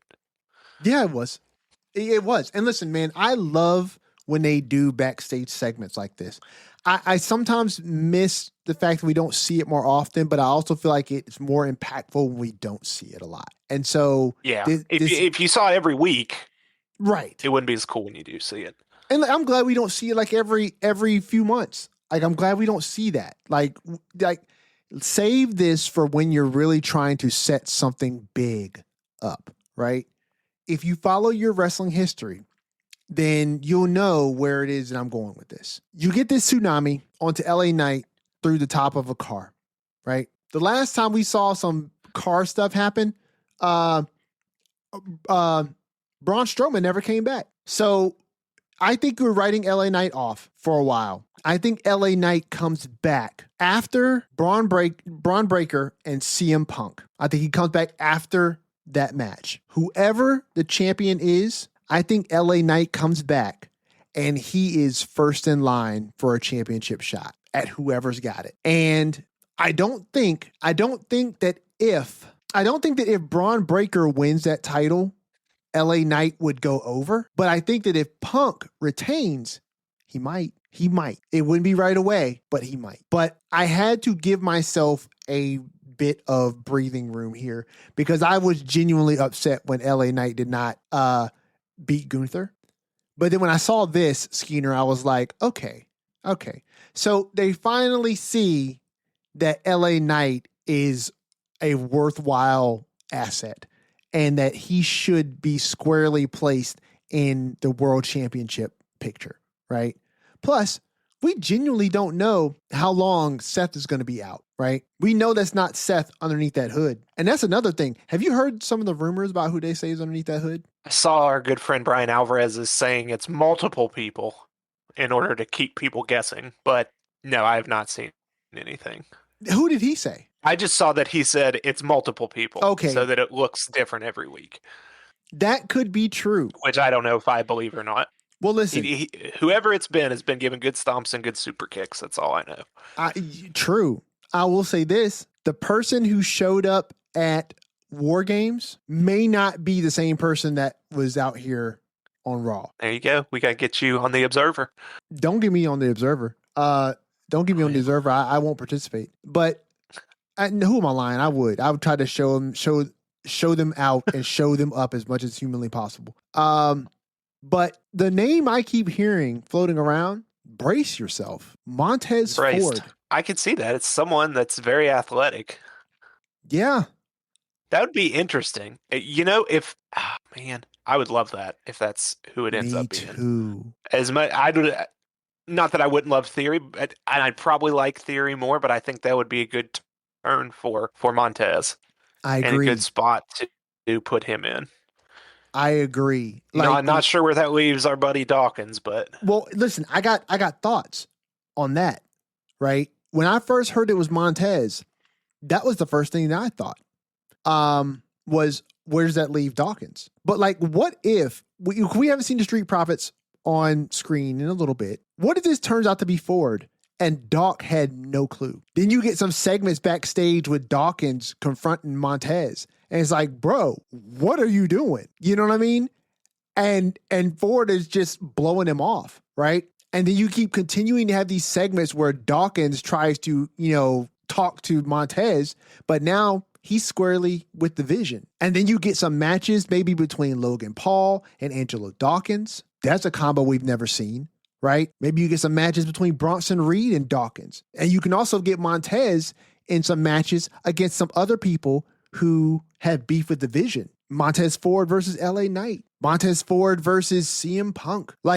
The combos there, man. We just have never seen them because the Street Profits have never been given their proper smoke. And I'm like, yo, if this is Montez, and let me tell you, when I'm on WWE's website and I'm looking at this image of the hooded figure giving this super kick to Rey Mysterio, you can see their nose and this area right below their eyes, right? It's shadowed for sure, but I'm looking at it. Here we go. I'm telling you, it doesn't look white. It doesn't look white. Now listen, they could be wearing eye black. You know what I'm saying? That would be the proper thing to do, right? This person is certainly supremely athletic and smooth, whoever it is. Yeah, for sure. He would fit that bill. Absolutely. And listen, as much as I love the idea of Austin Theory being that person, particularly when you reminded me that he was originally part of Seth's first stable, right? I totally forgotten about that. Or not his first. His first was with J&J Security, but you know what I'm saying. Yeah. When you reminded me of that locked me in even more. But now I'm thinking if this is Montez under there, oh, give me that. Give me that. I'm sorry, Theory. But if it's Montez Ford, I would be this is what it should have been all along. Because this is great. There's so much juice here. You know what I'm saying? And so much more to squeeze. If that's Ford, man. And listen, I would like that too. And like we were saying earlier, right? That puts Doc in a position to be in this main event scene as well, right? Because he's going to tie right into Ford, particularly if you go with what I said. Huh? I said for a month. Oh, well, Look, yeah. I'm going to tell you, if Montez Ford is under this mask, I hope Angelo Dawkins has been saving and investing his money. That's all I'm going to say. Well, you saying that because It is what it he's not going is. to be on It is what TV? it is. No, I do not think so. Maybe wrong, but I don't think I am. Yeah, listen, that's the conversation that I think a lot of people have had ever since the talk first started surfacing about the Street Profits potentially breaking up, right? And people were always saying that, Montez is the star here. And I feel like Angelo Dawkins is definitely not the star of the Street Profits. And I do feel like the road is going to be a bit more difficult for him if they split up. I will say if they do split up, if that is Montez Ford underneath the hood of this, mask here, I think that Dawkins, instead of saving his money up, should hit the gym hard. Hit the gym hard. Okay. Also, yes. Also fair. Because nothing makes I'll be for honest. a great comeback. Not holding my breath for that after a few years. Listen, but maybe it took Gunther a while. You never know. But it took Gunther a while. And look, Gunther vacillates between his weight a lot. He just needs to find the same vitamin guy that Tama Tonga has and get on the good vitamins. Yeah. Hit the gym hard. Speaking of that, we didn't get to say it last week, or I didn't get to wax poetic about it, but I'll hit the rewind and do it now. Yeah. Brock Lesnar at War Games. You talk about good vitamins. Woo, that boy. That's the alpha male of our species. I mean, sure. Doesn't he? I mean, is he always jacked like that though? Like he's always jacked like that. Maybe he is, but we should appreciate it every time if he is. Listen, I do appreciate it. I was taken aback. I do appreciate it. I definitely saw Brock, and Brock looked like Brock, and yeah, Brock's cool. Brock's cool. Listen, if I had to put Brock Lesnar in a match against Braun Breaker, I'd take Breaker. If I had to put Brock Lesnar in a match against Gunther, I'd take Gunther. I'm just thinking about other people who could get in the ring with Lesnar at this point in his career. The WWE will put them in the ring with him. And listen, as good as Brock is, and I take nothing away from Brock, I am just not a huge Brock Lesnar fan. And so, as much as I appreciate what he does, Brock is Brock, love him or hate him. He is what he is. But I would take Breaker over Lesnar every time. Every time. I will say this, though. Let's make sure we do not forget where we are right now when it comes to the world of professional wrestling and all the things that are being set up. Because we complained about some things this episode, Skeena, but I think there are some things that are in the works right now to where we're going to really start getting a significant changing of the guard when it comes to who is at the top of these cards, right? We've waxed poetically about Braun Breaker and how we're just seeing this star being born right in front of our eyes, right? Bronson Reed doing that tsunami on top of the car of LA Knight, in my opinion, is one of those moments that I will just remember. I'm looking at this picture of Reed midair about to crash land on LA Knight with Logan Paul in the back, like getting hype over this. And I'm just sitting there thinking, this is the future of Monday Night Raw, right? And there's no Seth Rollins in this picture. There's no Randy Orton in this picture. There's no Roman Reigns in this picture. There's no Brock Lesnar here, right? Did they do that live? And I only ask, I think it is, but you know what I'm talking about, right? That weird camera. Are you talking about the tsunami stuff in the back? Yeah, it went to that weird, they lost camera feed for a second before he did it. I'm sure they did because I watched closely and they're the same level of sweaty and messed up hair. So I think they did. I would think so. But that just took me aback where that camera cut a little bit. I mean, they definitely, if they didn't shoot this at the same time, they definitely didn't shoot it before the show. Yeah, because I mean, because LA Knight had to wrestle. So, and the show aired live, right? I watched it live. Yeah. So, Yeah, but do you know what I'm talking about? Right before he jumped, there's the screen like went all staticky. The camera feed did. I don't think I remember that. Also, I watched Raw late. I can't skip the ads now. Like I used to be able to, if you watched it later, you could just scrub through the ads on Netflix. Nope. Yeah. I got a Raw resume soon this time. Oh, that sucks. I know. It really does. Well, that was how late did you watch it? Last night. Oh, I don't know. That yeah, sucks. Normally man. Normally if I'm later I can skip through the ads, but I couldn't. Oh, that sucks. So you had to sit through Riyadh season. Mm-hmm. Multiple times.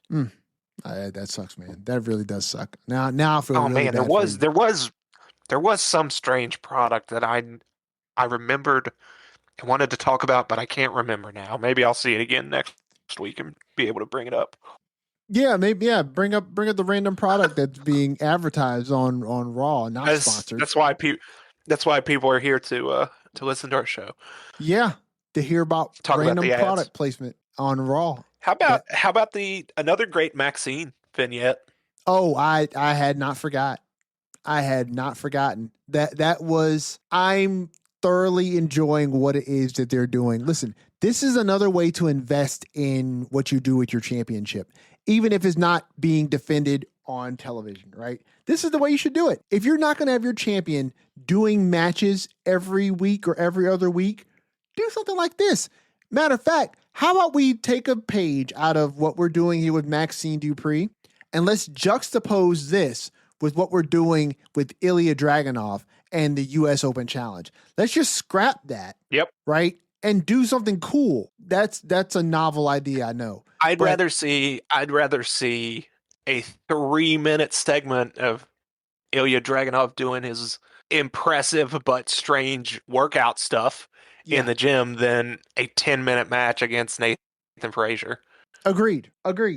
And nothing against Ilya Dragunov or Nathan Frazier. And that's, some people I'm sure that statement will offend, but that's just the type of fan I am. Well, listen, no, I get it. That's the type of fan I am too. It's like, give me the story. Here's one thing. Here's one thing I'll say about the Maxine stuff is I'm sure it won't, but I'm a little worried right now that like these vignettes are really good and it shows her in the dungeon working her butt off. And now she's like, submitting people and she's some sort of submission specialist badass. She's got to hold up that end of the bargain when she comes back, right? Of course. Which is a dramatic portrayal shift. And I'm not saying she can't, but that's not the Maxine we've seen so far. So I'm just worried that what comes out, what comes back to Raw in the ring is not what these vignettes are essentially promising. But that's a small worry. No, I hear you. And my thought was when I watched that vignette and I was thinking about it earlier today. Yeah. Was I wonder if we've been getting worked. I wonder if Maxine is much better in the ring than she puts on. That would be an all-timer. Do you know what I'm saying? Like, not saying that this is a thing. This is just me talking because we're just having a conversation here, folks. This is not me speculating anything. I'm just telling you what be going on in my head, right? I wonder if Maxine maybe is like much better in the ring than she puts on, right? And that we've been telling this story through this feud with Becky Lynch because really, if you think about it, that's the only feud she's ever really had. That we've been telling this story about Maxine, who's been training to get better, right?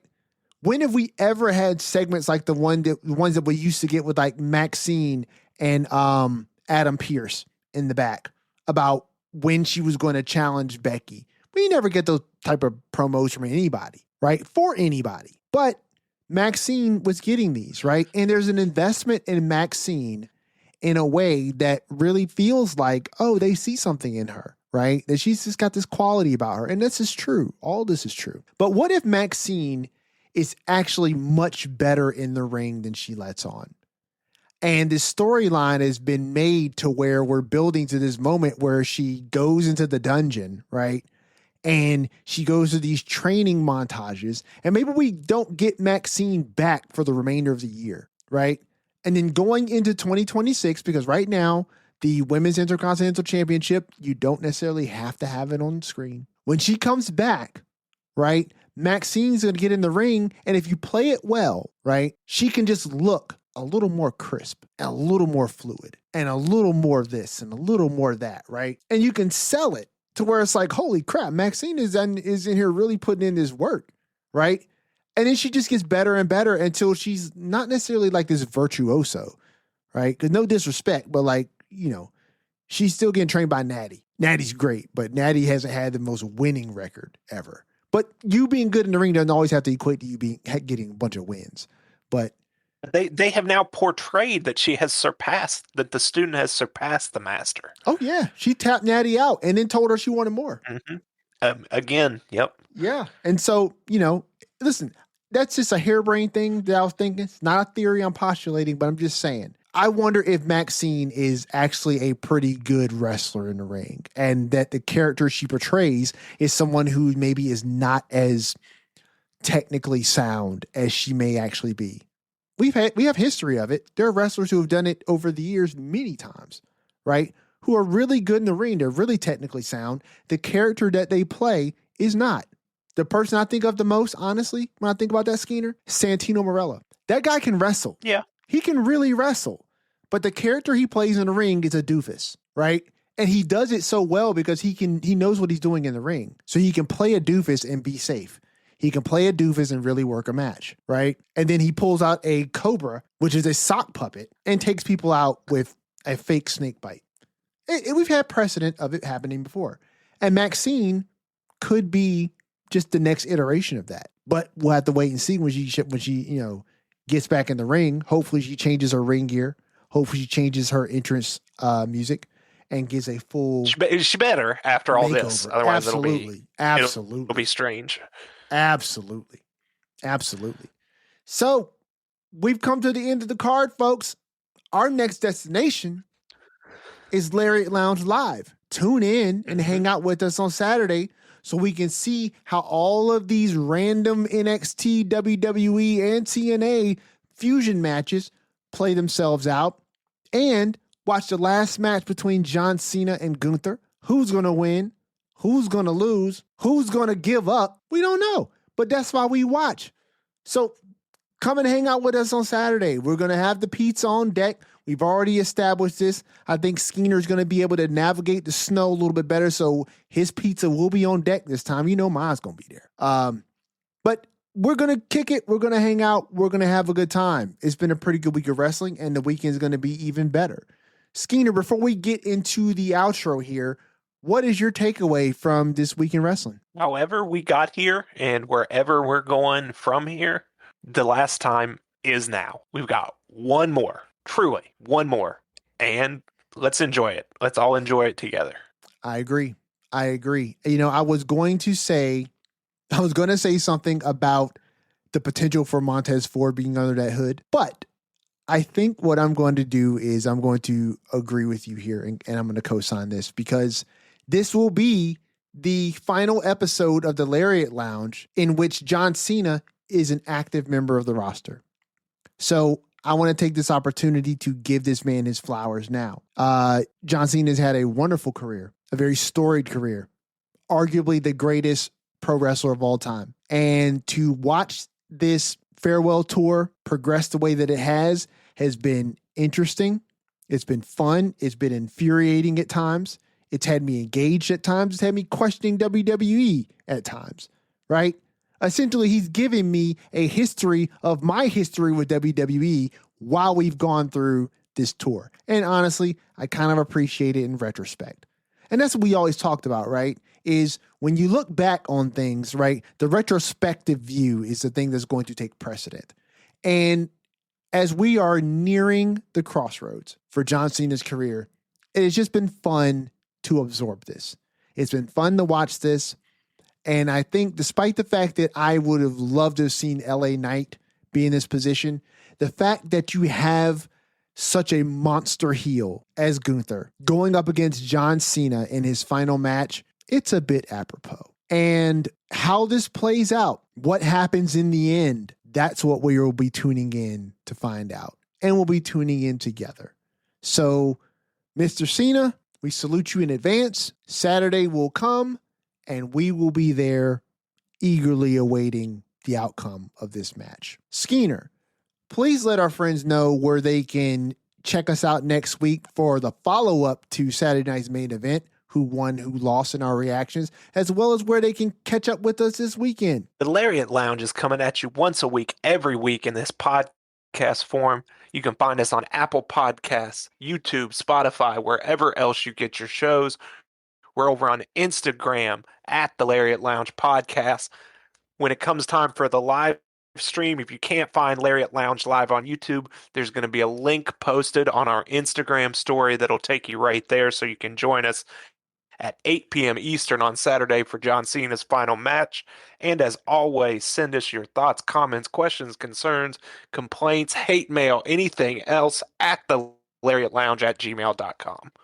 Please, guys, we do appreciate you guys coming and hanging out with us, catching us with the live streams on Lariat Lounge Live. That link will be posted on Instagram, so you can find your way there pretty quickly. And listen, join Gage and engage with us here at the Lariat Lounge with all those resources that you've got there, right? Become one of the Lariat Lounge VIPs. We would love to have you here.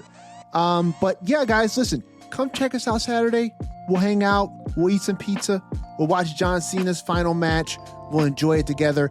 It is legitimately going to be a moment in wrestling history. So don't miss it. Come join us in the Lariat Lounge. We'll have a seat waiting for you. From your host, Everson Godfrey, co-host Andrew Skeens, this has been another edition of the Lariat Lounge.